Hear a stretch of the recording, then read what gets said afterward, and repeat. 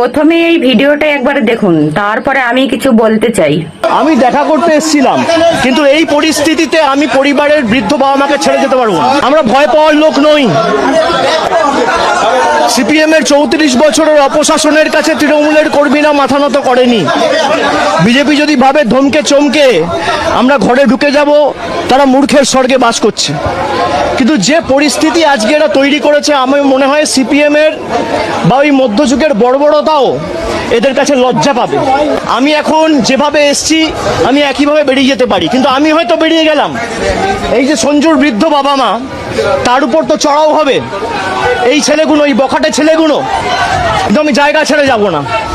আমি সঞ্জুর বৃদ্ধ বাবা মাকে এই অবস্থায় ছেড়ে যাব না যতক্ষণ না ফোর্স এসে রিকভার।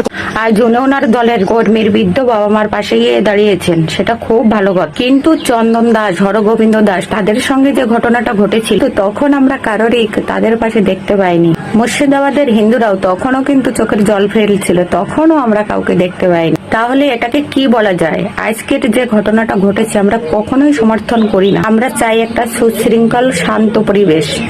জয় শ্রীরাম।